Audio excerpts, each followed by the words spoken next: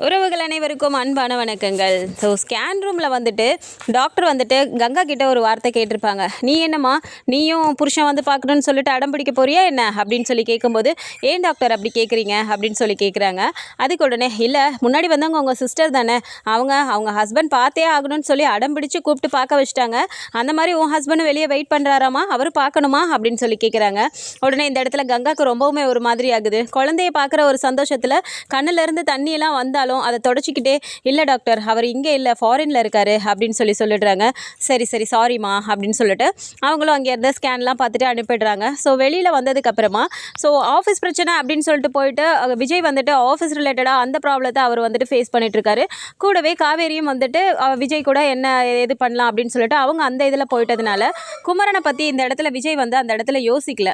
So நிவன் வந்துட்டு மலேசியாவுக்கு கிளம்பி போயிருக்காரு. ஸோ அவங்கவுங்க பிரச்சனையில் கான்சென்ட்ரேட் பண்ணிட்டு இருக்கும்போது கங்காவுக்கு மட்டும் இங்கே வந்து ஒரு மாதிரி டிப்ரெஷன் ஆகுது. இவர் வந்துட்டு ஃபோன் பண்ணாலும் ஃபோன் எடுக்க மாட்டேங்கிறாரு. நிவின் கிட்ட பேசுகிறாருன்னு சொல்லி விஜய் சொல்கிறாரு, ஆனால் நம்ம கிட்ட பேச மாட்டேங்கிறாரு. இப்போ இருந்து கிளம்பி போய் இத்தனை நாள் ஆகியுமே நம்ம கோவமாக இருக்கோன்னு தெரிஞ்சாலும் நமக்கு ஒரு நாள் கூட கால் பண்ணாமல் இருந்ததில்லை. நான் தான் காலை அட்டன் பண்ணாமல் இருந்திருக்கேன். அப்படி இருக்கும்போது இப்போ 4 நாள் என்னது, இப்போ 6 நாள் 7 நாள்னு 4 தான் அதிகமாகிட்டே போதே தவிர அவர் சைட்லேருந்து ஃபோனும் வர மாட்டேங்குது. நம்ம ஃபோன் பண்ணாலும் ஃபோனும் போக மாட்டேங்குது. என்ன நடக்குதுன்னு தெரியலையே அப்படின்னு சொல்லிட்டு இவங்களுக்கு ரொம்ப ஒரு மாதிரி ஆகுது. ஸோ அவங்க ஒரு மாதிரி அழுதுகிட்டே உட்காந்துருக்காங்க. அந்த டைம் பார்த்துட்டு சாரதாமா வந்துட்டு, என்னடி கங்கா, என்னடி பண்ணுது, வயிறு எது வலிக்குதாடி, எதுக்கடி அழுதுட்டுருக்க அப்படின்னு கேட்குறாங்க. இல்லைம்மா எனக்கெல்லாம் ஒன்றும் இல்லை, வயிறெல்லாம் ஒன்றும் வலிக்கல, குமரன் மாமா நினச்சாதான் எனக்கு ஒரு மாதிரி இருக்குது அப்படிங்கிறாங்க. ஏண்டி தம்பி இன்னும் உங்ககிட்ட பேசவே இல்லையா அப்படின்னு சொல்லி கேட்குறாங்க. இல்லைம்மா அவரும் எனக்கு ஃபோன் பண்ணலை, இல்லைனா நான் ஃபோன் எடுக்கலை அப்படின்னாலும் வாய்ஸ் மெசேஜாவது பண்ணிவிடுவார். என்ன கங்கா சாப்பிட்டியா, என்ன பண்ணுற அப்படின்னு சொல்லிட்டு ஏதாவது ஒன்று பேசி அனுப்புவாருமா. அவர் குரலையாவது நான் கேட்டுட்டு இருந்தேன். ஆனால் 7 நாள் ஆக போகுதுமா, ஆனால் இது வரைக்கும் அவர்கிட்ட இருந்து ஒரு வாய்ஸ் மெசேஜ் கூட வரலை. விஜய் கிட்ட கேட்டால் நிவின் கிட்ட பேசினாரு அப்படின்னு சொல்கிறாரு. நிவினுக்கு ஃபோன் பண்ணி பேசுகிறவர் ஏமா எனக்கு பண்ண மாட்டேங்கிறாரு, நான் கோவமாக இருந்தாலும் இத்தனை நாள் வந்து எனக்கு மெசேஜாவது போட்டுட்ருப்பாருல்ல, ஆனால் வந்துட்டு எதுவுமே பண்ணாமல் இருக்காருமா, அதுதான் எனக்கு கஷ்டமாக இருக்குது அப்படின்னு சொல்லிட்டு அவங்க கவலைப்படுறாங்க. அதெல்லாம் ஒன்றும் இருக்காதுடி, தம்பி உனக்கு கூப்பிடும், உனக்கு கூப்பிடாமல் என்ன பண்ண போகுது அப்படிங்கிறாங்க. அதுக்கு இல்லைம்மா, காவேரி வந்துட்டு விஜய் கூடவே இருக்கிறதுனால அவளுக்கு தெரிய மாட்டேங்குது. ஸ்கேன் பண்ணும்போது அவள் வந்துட்டு விஜயை கூப்பிட்டு எல்லாத்தையும் காட்டுறாள்ல, அப்போ எனக்கும் அந்த ஆசை இருக்காதா, எனக்கு தான் மாமா கூட இல்லை கிளம்பி போயிட்டாரு, ஸோ குழந்தைய தான் பார்க்கல, எனக்கு இது வரைக்கும் நான் ஸ்கேனுக்கு போயிருக்கேன்னு அவருக்கு தெரியும்ல, ஒரு ஃபோன் பண்ணியாவது என்கிட்ட என்ன கங்கா ஸ்கேனுக்கு போனியா, குழந்தைய பார்த்தியா, ஏதாவது கேட்கலாம்ல, நான் ஆசையாக இருந்தேம்மா, அவர்கிட்ட இந்த ஸ்கேனுக்கு போனதை வச்சாது அவர்கிட்ட நம்ம பேச ஆரம்பிச்சிடணும்னு நினச்சேம்மா, ஆனால் நான் பேசணும்னு நினைக்கிற நேரத்தில் அவர்கிட்ட பேசவே முடியலை அப்படின்னு சொல்லிட்டு கங்கா ரொம்பவும் வருத்தப்படுறாங்க. உடனே சாரதாமாவும் வந்துட்டு சரி விடுறி அதெல்லாம் ஒன்றும் இருக்காது அப்படின்னு சொல்லிட்டு இருக்கும்போது பாட்டி வந்து இதெல்லாம் கேட்டுட்டு, சரி இருடி உங்ககிட்ட பேசலைன்னா என்ன, எப்படினாலும் அவங்க அம்மாவுக்கு ஃபோன் பண்ணி அவன் பேசியிருப்பான்ல, அவகிட்டையாவது பேசினானான்னு நான் கேட்குறேன் அப்படின்னு சொல்லிட்டு இவங்க சொல்கிறாங்க. இருப்பு பாட்டி நானே பேசுகிறேன் அப்படின்னு சொல்லிட்டு கங்காவே ஃபோன் பண்ணுறாங்க. ஸோ சாந்தி அம்மாவுக்கு ஃபோன் பண்ணி பேசும்போது கங்கா பேசுகிறாங்க அப்படிங்கும்போதே அவங்களுக்கு கோவம் தான் வருது. ஸோ இருந்தாலும் அவங்க அப்படி பேசி குமரன் நாங்கள் அனுப்பி வச்சிட்டாங்களே அப்படிங்கிற அந்த கோவம் இருந்தாலும் அவங்க இப்போ மாசமாக இருக்காங்களே அப்படிங்கிறனால, என்னடி எதுக்கு ஃபோன் பண்ண, எப்படி இருக்க, குழந்தையெல்லாம் நல்லா இருக்கா, ஸ்கேனுக்கெல்லாம் போனியா அப்படிங்கிற மாதிரி அவங்க கேட்குறாங்க. இருந்தாலும் அதெல்லாம் நான் போயிட்டு வந்துட்டேன் அத்தை, குமரன் மாமா எதுவும் உனக்கு ஃபோன் பண்ணாரா அப்படின்னு சொல்லி கேட்குறாங்க. அவன் எனக்கு பண்ணவே இல்லையடி, ஏன் உன்கிட்ட பேசலையா, உனக்கு தான் பண்ணியிருப்பானே அவன் அப்படின்னு சொல்லி கேட்குறாங்க. இல்லை நானும் 7 நாள் ஆயிடுச்சு இது வரைக்கும், நான் ஃபோன் பண்ணுறேன் ஃபோனும் போக மாட்டேங்குது, மாமாவும் எனக்கு இன்னும் எந்த வாய்ஸ் மெசேஜும் அனுப்பலை அப்படின்னு சொல்கிறாங்க. ஏண்டி அவன் என்கிட்ட பேசினப்போ கடைசியாக பேசின வரைக்கும் சொன்னால் நீ இன்னும் அவன்கிட்ட பேசவே இல்லைன்ட்டு, நீ பேசின பேச்சுக்கு அவன் தான் உங்ககிட்ட பேசாமல் இருந்திருக்கணும், ஆனால் அவன் உனக்கு டெய்லியும் ஃபோன் பண்ணியுமே நீ தான் பேசாமல் இருந்திருக்க அப்படின்னு சொல்லி திட்டுறாங்க. அத்தை நானே இப்போ அவர்கிட்ட பேசணும்னு நினச்சி தான் ஃபோன் பண்ணுறேன், ஆனால் ஃபோன் போக மாட்டேங்குது, உனக்கே தான் அவர் ஃபோன் பண்ணாரா அப்படின்னு கேட்குறாங்க. இல்லடி 7 நாள் ஆக போது, எனக்குமே இன்னும் ஃபோன் பண்ணலாமே, டெய்லியும் எனக்கு ஒரு ஃபோனாவது பண்ணி பேசிடுவான், இது வரைக்கும் அவன் எனக்கு ஃபோன் பண்ணலை அப்படின்னு சொல்கிறாங்க. உடனே கங்காவுக்கு வந்துட்டு ரொம்பவும் கஷ்டமாகுது. அப்போ அவர் யாருக்குமே ஃபோன் பண்ணலன்னா நிவனுக்கு மட்டும் எப்படி ஃபோன் பண்ணி பேசியிருப்பாரு அப்படின்னு சொல்லிட்டு இந்த இடத்துல சந்தேகம் வருது. என்னடி அவன் யாருக்குமே ஃபோன் பண்ணலையா, என் பிள்ளைக்கு என்ன ஆச்சோ தெரியலையே, அவன் இங்கேருந்து அடுத்த நாட்டில் போய் உட்காந்துருக்கான், உன்னால் தானடி அவன் போனான், என் கண்ணுக்கு முன்னாடியே தெரிஞ்சுக்கிட்டு இருந்தவன், அதுக்கப்புறம் பொண்டாட்டி தான் முக்கியம், பொண்டாட்டி குடும்பம் தான் முக்கியம்னு சொல்லிட்டு நீங்கள் சென்னைக்கு கிளம்பி போனோன்னே உங்கள் கூடயே வந்துட்டான், சரி அங்கே தான் இருக்கானேன்னு சொல்லி நிம்மதியாக இருந்தேன், இப்போ இந்த நாட்டிலே இல்லாமல் வேறு நாட்டுக்கு அனுப்பிவிட்டு அவன் என்ன பண்ணுறானோ ஏது பண்ணுறான்னு கூட தெரியாமல் என்னை இப்படி ஆக்கி விட்டியடி, நீ எல்லாத்துக்கும் காரணம் காரணம் நீ தான் அப்படின்னு சொல்லிட்டு அவங்க ஒரு சைடு திட்டிடுறாங்க. ஸோ இதை கேட்டதும் கங்காவுக்கு ரொம்பவுமே ஒரு மாதிரி ஆகுது. அவங்க ரொம்பவும் அழுது அவங்களுக்கு ஒரு மாதிரி ஆகிடுது. ஸோ ரொம்ப அவங்க தேம்பி அழுக ஆரம்பிக்கும் போது சாரதா அம்மாவுக்கு என்ன பண்ணுறதுன்னே தெரியல. டக்குன்னு காவேரி இங்கே ஒரு நிமிஷம் வரியா, எங்கே இருக்க அப்படின்னு சொல்லி அவங்க கத்துறாங்க. ஸோ இதை கேட்டதும் காவேரியும் விஜயும் ரூமில் இருக்கும்போது கீழே வந்துட்டு பாட்டியும் சித்தியும் இதை கேட்டுடுறாங்க. என்னடி திரும்பவும் கத்த ஆரம்பிச்சிட்டாங்க அப்படின்னு சொல்லிட்டு இவங்க 2 பேர் போய் பார்க்கும்போது கங்கா வந்து அழுதுட்டு உட்காந்துருக்கிறதுனால பாட்டியும் சித்தியும் போயிட்டு என்னம்மா என்ன பண்ணுது, எதுக்குமா அழுதுட்டு இருக்க, எதுவும் வலி எதுவும் வந்துருச்சா அப்படின்னு சொல்லி கேட்குறாங்க. உடனே பாட்டி இருந்துட்டு பொய் வலி ஏதாவது வந்திருக்குமோடி அப்படின்னு சொல்லி சொல்கிறாங்க. உடனே கங்கா வந்துட்டு இல்லை எனக்கு பெயின் எல்லாம் எதுவும் வரலை, ஆனால் மாமா எனக்கு ஃபோனே பண்ணலை, அதனால எனக்கு ஒரு மாதிரி இருக்குது, என்னமோ பண்ணுது அப்படின்னு சொல்லிட்டு அவங்க ஒரு மாதிரி தேம்பி அழுது ரொம்பவுமே ஒரு மாதிரி ஆயிடுறாங்க. சரி ஹாஸ்பிட்டலுக்கு போகலாம் அப்படின்னு சொல்லிட்டு ராதா சித்தி போயிட்டு டக்குன்னு விஜயை கூப்பிடுறாங்க. சீக்கிரமாக வாடா, இங்கே கங்காக்கு உடம்பு சரியில்லை, நம்ம ஹாஸ்பிட்டல் கூட்டிகிட்டு போகணும் அப்படின்னு சொல்லிட்டு. ஸோ விஜயும் வந்து பார்த்துட்டு என்னாச்சு அப்படின்னு சொல்லி கேட்டுட்டு குமரனை பற்றி நினச்சி இந்த மாதிரி ஆயிட்டா தம்பி அப்படின்னு சொல்கிறாங்க. சரி நான் ஹாஸ்பிட்டலுக்கு கூட்டிகிட்டு போனால் டாக்டர் வந்துட்டு செக்அப் பண்ணி பார்த்துட்டு அதெல்லாம் ஒன்றும் இல்லை, அவங்க மனசளவில் ரொம்பவும் பாதிக்கப்பட்டிருக்காங்க, ரொம்பவும் ஸ்ட்ரெஸ்ஸாக அவங்க ஃபீல் பண்ணுறாங்க, கொஞ்சம் ஃப்ரீயாக இருந்தாங்கன்னா அவங்களுக்கு சரியாயிடும் அப்படின்னு சொல்லிட்டு நான் பேசுகிறேன் அவங்கக்கிட்ட அப்படின்னு சொல்லி டாக்டரை பேசும்போது அவங்க இதெல்லாம் சொல்கிறாங்க. ஸோ வெளியில் வந்துட்டு விஜய் வந்துட்டு என்னாச்சு டாக்டர் அப்படின்னு சொல்லி கேட்கும்போது ஒன்றும் இல்லை, அவங்க வந்து அவங்க ஹஸ்பண்டை ரொம்ப மிஸ் பண்ணுறாங்க, எங்கே இருந்தாலும் அவரை வந்துட்டு சீக்கிரம் வர சொல்லுங்க, அவர் வந்து கூட இருந்தார், இல்லை அவர் பேசக்கூட இல்லைன்னு சொல்கிறாங்க, பேசினா கூட அவங்க கொஞ்சம் ரிலாக்ஸ்டாக ஆகிடுவாங்க அப்படின்னு சொல்லி சொல்கிறாங்க. ஸோ இந்த இடத்துல தான் விஜய்க்கு ஒரு விஷயம் புரியுது, நம்ம ஆஃபீஸ் ரிலேட்டடாக இப்படி பண்ணிட்டு இருந்ததுனால நம்ம நிவனுக்கு கூட கால் பண்ணி பேசலை, நிவனும் கிளம்பி போயிட்டு இது வரைக்கும் நம்மளுக்கு அவரும் இன்னும் ஃபோன் பண்ணலையே அப்படின்னு சொல்லிட்டு அவர் யோசிச்சுட்டு இருக்காரு. சரி இருந்தாலும் இதை கங்கா கிட்ட காட்டிக்க வேண்டாம் அப்படின்னு சொல்லிட்டு உள்ளே போயிட்டு நீங்கள் அதெல்லாம் ஃபீல் பண்ணாதீங்க கங்கா, குமரன் பிரதர் சீக்கிரமாக வந்துருவார், நான் பேசுகிறேன் அப்படின்னு சொல்லி சொல்கிறாங்க. நீங்கள் எப்படி பேசுவீங்க, நான் கால் பண்ணாலே போக மாட்டேங்குதே அப்படின்னு கங்கா கேட்குறாங்க. உடனே நிவன் வந்து பேசியிருக்காருல, நிவனுக்கு எப்படி இருந்தாலும் அவர் கால் பண்ணிடுவார் அப்படின்னு சொல்லும்போது இப்போ கங்கா இந்த இடத்துல என்ன சொல்கிறாங்கன்னா, இல்லை நீங்கள் சொல்லும்போது நிவனுக்கு மட்டும் பேசுகிறாரு அப்படின்னு சொன்னதுனால நான் சந்தேகத்தில் நிவனுக்கும் கூப்பிட்டேன், நிவனோட நம்பரும் ரீச்சே ஆக மாட்டேங்குது அப்படின்னு சொல்லும்போது இப்போ தான் விஜய் யோசிக்கிறாரு, ஆமாம் இந்தியன் நம்பர் அவரோடது சுவிச் ஆஃப் ஆகிருக்கும்ல, இப்போ அவர் மலேசியா போயிட்டாருங்கும் போது இந்த நம்பரை வந்துட்டு அவரால் ரீச் பண்ண முடியாது அப்படின்னு சொல்லி அவர் புரிஞ்சுக்கிட்டு சரி விடுங்க நான் பார்த்துக்கிறேன் அப்படின்னு சொல்லிட்டு இல்லை நான் யமுனா கிட்ட கேட்டேன், யமுனா வந்து சொல்கிறா நிவனும் வந்துட்டு இங்கே இல்லை, ஏதோ பிஸ்னஸ் விஷயமா அவர் வெளியே போயிருக்காருங்கிற மாதிரி சொல்லிட்டா, யமுனா கால் பண்ணாலும் நிவனோட நம்பர் ரீச் பண்ண முடியலன்னு சொல்லிட்டா அப்படின்னு சொல்லி சொல்கிறாங்க. நீங்கள் அதெல்லாம் ஃபீல் பண்ணாதீங்க, எனக்கு கொஞ்சம் டைம் கொடுங்க, நான் என்ன எதுன்னு பேசிவிட்டு உங்களுக்கு சொல்கிறேன், குமரன் பிரதர் கண்டிப்பாக கால் பண்ணுவார் அப்படின்னு சொல்லிட்டு வெளியில் வந்துடுறாரு. இந்த இடத்துல காவேரிக்கே ஒரு மாதிரி ஆகுது. வெளியில் வந்துட்டு ஏங்க என்ன தாங்க நடக்குது, நீங்கள் என்ன ஒரு மாதிரி பேசிகிட்டு இருக்கீங்களே, குமரன் மாமாவுக்கு என்னாச்சு, உங்களுக்கு ஏதாவது தெரிஞ்சுதா அப்படிங்கிறாங்க.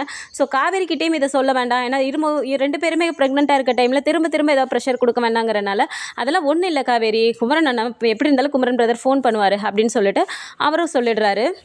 ஸோ ஹாஸ்பிட்டல்லேருந்து வீட்டுக்கு வந்தோடனே ராதா சித்தி வந்துட்டு அவங்க எப்படி இருக்காங்க என்னென்னு பார்த்துட்டு ரூமில் அவங்க போனதுக்கப்புறமா விஜயை வந்து தனியாக கூப்பிட்றாங்க. விஜய் ஒரு நிமிஷம் இங்கே வா, உங்ககிட்ட கொஞ்சம் பேசணும் அப்படிங்கிறாங்க. என்னாச்சு சித்தி அப்படின்னு கேட்குறாரு. ஒரு நிமிஷம் இங்கே வாயேண்டா அப்படின்னு சொல்லிட்டு தனியாக கூட்டிகிட்டு போயிட்டு நான் உங்ககிட்ட ஒரு முக்கியமான விஷயம் பேசணும் அப்படிங்கிறாங்க. சொல்லுங்கள் சித்தி அப்படின்னு கேட்கும்போது இல்லைடா நான் வந்துட்டு அஜய்க்கு பேசி ரொம்ப நாள் ஆச்சுன்னு சொல்லிட்டு அஜய் கிட்ட பேசலான்னு சொல்லிட்டு ஃபோன் பண்ணேன்டா, ஃபஸ்ட்டு ஃபோன் பண்ண அவன் எடுக்கவே இல்லை, சரி கூப்பிட்டுட்டே இருந்தேன் அவன் எடுக்கலன்னு சொல்லிட்டு ஒரு அரை மணி நேரம் கழித்து திரும்ப கூப்பிட்டேன்டா, அவன் எடுத்து பேசினான் என்கிட்ட, ஆனால் அவன் பேசினப்போ நான் ஒரு விஷயத்தை மட்டும் கவனிச்சேன்டா, எனக்கு என்னமோ அதை கேட்கும்போது ரொம்ப பயமாக இருக்குது விஜய் அப்படிங்கிறாங்க. என்னாச்சு சித்தி, அஜய்க்கு ஏதாவது பிரச்சனையா அப்படின்னு கேட்குறாங்க. அஜய்க்கெல்லாம் ஒரு பிரச்சனை இல்லைடா, அவன் நல்லா தான் இருக்கான், ஆனால் அவன் எப்படி இப்படி மாறினா எனக்கு ஒன்றுமே புரியலடா, எதையுமே யோசிக்கவே முடியல அப்படிங்கிறாங்க. சித்தி ப்ளீஸ் எதுவாக இருந்தாலும் கொஞ்சம் ஓப்பனாக சொல்கிறீங்களா அப்படிங்கும்போது இல்லைடா அஜய் வந்து எனக்கு ஃபோன் பேசும்போது ஏதோ ஒரு பதட்டமாகவே பேசினான், அவன் சரி எப்படி இருக்கான் என்னன்னு சொல்லி பேசலான்னு தான் நான் ஃபோன் பண்ணேன், ஆனால் அவன் பேசினதே பதட்டத்தோடு பேசினான், ஆனால் அவன் பேசுனதை கேட்கும்போது பின்னாடி வந்து ஒரு வாய்ஸ் கேட்டுக்கிட்டே இருந்துச்சுடா, அதை வந்துட்டு அவன் கொஞ்ச நேரம் என்கிட்ட பேசுகிறான், கொஞ்ச நேரம் ஏதோ கொஞ்சம் சைலண்ட்டாக இருக்கான், ஒரு மாதிரி தடுமாறி பேசினான்டா, ஆனால் பின்னாடி கேட்ட குரல் அப்படிங்கிறாங்க. பின்னாடி கேட்ட குரலா, என்ன சித்தி சொல்கிறீங்க அப்படிங்கும்போது இல்லைடா விஜய் என்னமோ நடக்குது, அஜய் வந்து என்கிட்ட பேசும்போது அவன் சாதாரணமாகவும் பேசலை, ரெண்டாவது ராகினியும் அஜயும் வந்து நாங்கள் வெளியே போயிருக்கோம் அப்படின்னு சொல்லி தான் என்கிட்ட சொன்னான், எடுத்தோடனே ஃபோனில் பேசும்போது வெளியில் போயிருக்காங்க அப்படின்னா ஒரு தியேட்டரில் இருந்த மாதிரி எனக்கு கேட்கலடா, ரியல் வாய்ஸாகவே கேட்டுச்சு, யாரோ வந்துட்டு அடிக்கிற மாதிரி கத்துற மாதிரிலாம் எனக்கு கேட்டுச்சுடா, அந்த குரலை கேட்கும்போது எனக்கு குமரனோட குரல் மாதிரி கேட்டுச்சுடா அப்படின்னு சொல்லி டக்குன்னு சொல்லிடுறாங்க. இதை கேட்டோன்னே விஜய்க்கு ரொம்பவுமே ஷாக் ஆகுது. என்னது குமரன் பிரதர் வாய்ஸ் மாதிரி கேட்டுச்சா சித்தி, நல்லா கேட்டிங்களா நீங்கள் அப்படின்னு சொல்லி கேட்குறாங்க. ஆமாண்டா ஒரே ஒரு வாட்டி தான் அந்த குரல் கேட்டுச்சு, டக்குன்னு வந்துட்டு ஆமாம் நான் அப்புறமா கூப்பிடுறேம்மா அப்படின்னு சொல்லிட்டு அஜய் காலை கட் பண்ணிட்டான்டா அப்படின்னு சொல்லி சொல்கிறாங்க. என்ன சித்தி சொல்லிட்டு இருக்கீங்க, அவர் மலேசியாக்குள்ளே போயிருக்காரு அப்படிங்கிறாங்க.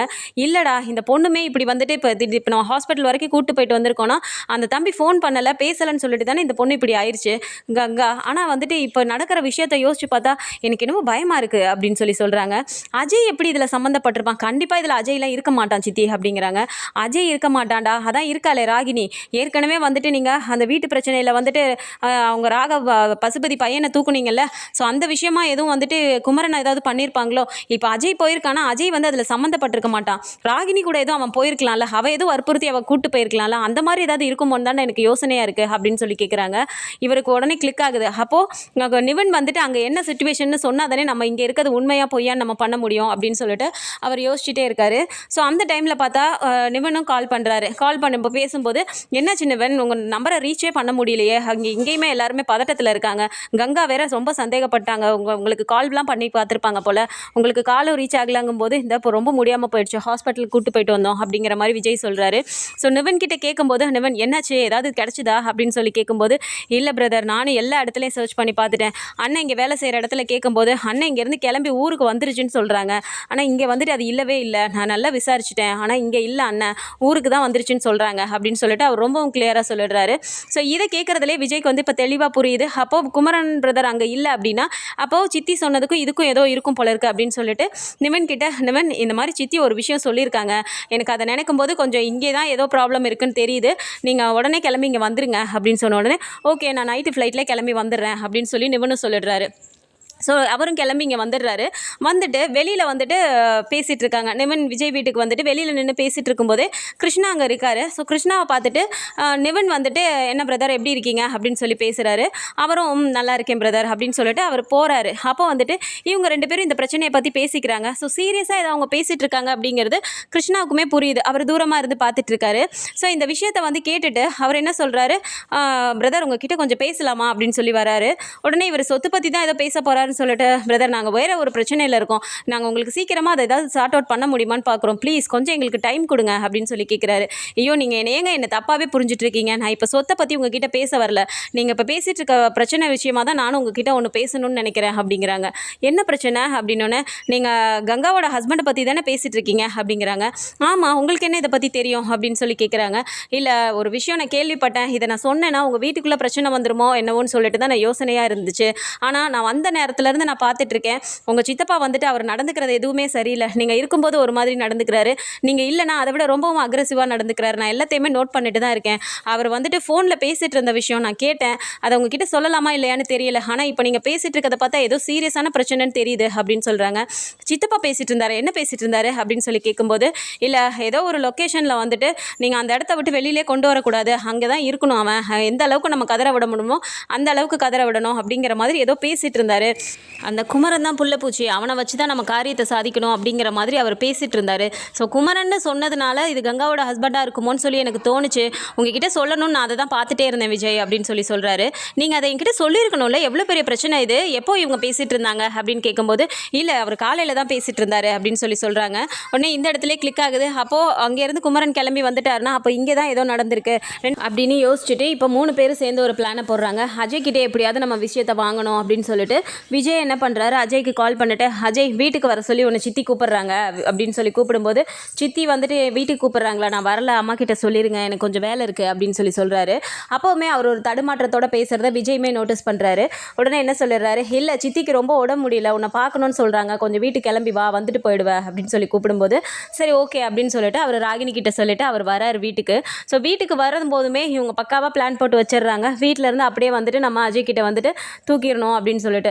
ஸோ அஜயை வந்துட்டு அப்படியே அங்கே வீட்டிலேருந்து அப்படியே தூக்கிடுறாங்க. தூக்கி ஒரு ரூம்லேயே லாக் பண்ணிவிட்டு அங்கேயே கேட்குறாங்க. வெளியிலேருந்து எல்லாருமே ஹே விஜய் என்னடா பண்ணிட்டுருக்க, என்னடா சொல்லுடான்னு கேட்கும்போது கொஞ்சம் நேரம் அமைதியாக இருங்க, கொஞ்சம் பேச வேண்டியிருக்கு அப்படின்னு சொல்லிட்டு இப்போ உள்ளே போய் பேசுகிறாங்க. மரியாதையாக உண்மையை சொல்லு, குமரன் பிரதர் எங்கே அப்படின்னு சொல்லி கேட்கும்போது இவர் வந்துட்டு அப்படியே ஒரு மாதிரி தடுமாறினாலும் ஒரு மாதிரி மூடி மறைச்சி பேசுகிறாரு. எனக்கு தெரியாது, என்னப்பா என்கிட்ட ஏன் கேட்டுட்ருக்கீங்க அப்படின்னு சொல்லிட்டு மரியாதையாக உண்மையை சொல்லு, பாரு அவங்க வந்துட்டு ப்ரெக்னெண்ட்டாக இருக்காங்க, இந்த டைமில் நீ ஏன் இப்படி பண்ணிகிட்ருக்க, நீ என்னோட தம்பிடா, நீ எப்படி அந்த குடும்பத்து கூட சேர்ந்த, நீ எப்படி இப்படிலாம் பண்ணிகிட்ருக்க அப்படின்னு சொல்லும்போது இப்போது அஜய் என்ன சொல்லிடுறாரு, அண்ணா என்னை மன்னிச்சிடுண்ணா, நான் வந்துட்டு எதுவுமே பண்ணலை, நான் வந்துட்டு ராகினி கூட தான் அன்றைக்கி அங்கே போயிருந்தேன், அம்மா ஃபோன் பண்ணும்போது அப்போவே எனக்கு தெரிஞ்சிருச்சு, அம்மா மூலயமா எப்படியும் உனக்கு விஷயம் தெரிஞ்சிடும் நான் நினச்சேன், அதே மாதிரி உனக்கு தெரிஞ்சிருச்சு அப்படின்னு சொல்கிறாரு.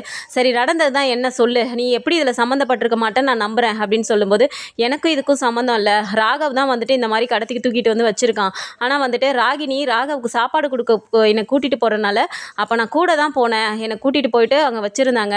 அந்த நேரம் பார்த்து அம்மா ஃபோன் பண்ணும்போது அங்கே குமரனை அடிச்சிட்டு இருந்தாங்க. அந்த டைமில் தான் வந்துட்டு அந்த வாய்ஸை வந்துட்டு அம்மா கேட்டுட்டாங்க அப்படின்னு சொன்னோன்னே இப்போ ரொம்ப கோவம் வருது. அஜயை பலார்னு அரைஞ்சிடுறாரு. உடனே நிவின் இருந்துட்டு, என்ன பிரதர் எதுக்கு இவரை அடிக்கிறீங்க அப்படின்னு சொல்லும்போது, எவ்வளோ பெரிய விஷயம் இது, என்கிட்ட இவன் சொல்லியிருக்க வேணாமா, அவங்க பண்ணுறதா இவனுக்கு பிடிக்கலன்னு தெரியுதுல்ல, அப்போ அவன் என்கிட்டயாவது சொல்லியிருக்கணும்ல அப்படின்னு சொல்லும்போது, இல்லை நான் என்கிட்ட சொல்ல வேணான்னு சொல்லிட்டாங்க, சொன்னால் ராகினியை நான் ஏதாவது பண்ணிக்குவேன் அப்படின்னு சொல்லிட்டு என்கிட்ட மிரட்டி வச்சிருந்தா அப்படின்றாங்க. அவள் உன்கிட்ட இருந்தா என்ன, இல்லாட்டி இருந்தா என்ன, நீ எங்கேயாவது அங்கே சந்தோஷமாக இருக்கியா, அவள் உன்னை எப்போ பாரு டார்ச்சர் பண்ணிட்டு தான் இருக்கா, இதுதான் சாக்குன்னு சொல்லி நீ கிளம்பி வர வேண்டியதானே அஜய் அப்படின்னு சொல்கிறாங்க.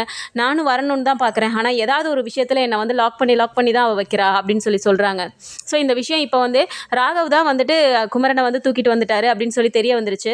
எப்படி அவங்க கடத்தினாங்கன்னு உனக்கு தெரியுமா அப்படின்னு சொல்லி கேட்கும்போது, இல்லை ராகவ் வந்துட்டு மலேசியா கிளம்புறதுக்காக அவன் போனான். அந்த நேரம் பார்த்து ஏர்போர்ட்டில் குமரனும் அங்கே வந்திருக்காரு. அவரை பார்த்த உடனே அவனுக்கு வந்து அந்த கோவம் வந்துருச்சு. உடனே அவன் பசுபதிக்கு ஃபோன் பண்ணி சொல்லி எல்லாருமே சேர்ந்து போயிட்டு இந்த மாதிரி குமரனை வந்து தூக்கிட்டு வந்துட்டாங்க. அவங்க தூக்கிட்டு வந்து இப்போ எவ்வளோ நாள் ஆகுது அப்படின்னு சொல்லி விஜய் கேட்குறாரு. அது ஒரு வாரம் இருக்கும் அப்படின்னு சொன்ன உடனே இப்போ நிவன் சொல்கிறாரு, கரெக்டாக இருக்கா பிரதர், இப்போது குமரனை வந்துட்டு இங்கே ரீச் ஆகி இவங்க தூக்குன நாள்லேருந்து தான் இன்னும் நம்மக்கிட்ட அது காண்டாக்ட் பண்ணாமல் இருக்குது அப்படின்னு சொல்லிட்டு இப்போ கிளியராக தெரிய வந்துடுது. ஸோ இப்போ அஜய் மூலமாகவே போய் அந்த இடத்துல வந்துட்டு ரவுடிங்கிட்ட இருந்து காப்பாற்றி குமரனை கூட்டிகிட்டு வந்துடுறாங்க. ஸோ குமரனை கூட்டிகிட்டு வந்தாலும் அப்படியே கூட்டிகிட்டு வந்து கங்கா முன்னாடி நிப்பாட்டினாலும் எப்படியுமே ஷாக் ஆவாங்கன்னு ஹாஸ்பிட்டல் கூட்டிகிட்டு போயிட்டு குமரனை வந்துட்டு கங்கா கிட்ட பேச வச்சு அவர் ரெக்கவர் ஆனதுக்கப்புறம் கொண்டு வந்து நிப்பாட்டுறாங்க. ஸோ இந்த கம்ப்ளீட்டாக இந்த விஷயமே வந்துட்டு கங்காவுக்கு தெரிய வராமல் விஜய் பார்த்துக்க போகிறாரு. ஈவன் காவேரிக்கு குடும்பத்துக்கு யாருக்குமே தெரியாமல் பார்த்துக்க போகிறாரா, இல்லை என்ன நடக்க போகுது அப்படிங்கிறத நம்ம பொறுத்திருந்து பார்க்கலாம். ஸோ இதை பற்றின மோர் அப்டேட்ஸ் தெரிஞ்சுக்கிறதுக்கு நம்மளோட சேனலையும் சப்ஸ்கிரைப் பண்ணிக்கோங்க. வீடியோ பிடிச்சிருக்கு அப்படின்னா சின்னதாக லைக்கை மட்டும் கொடுத்துருங்க. தேங்க்ஸ் ஃபார் வாட்சிங்.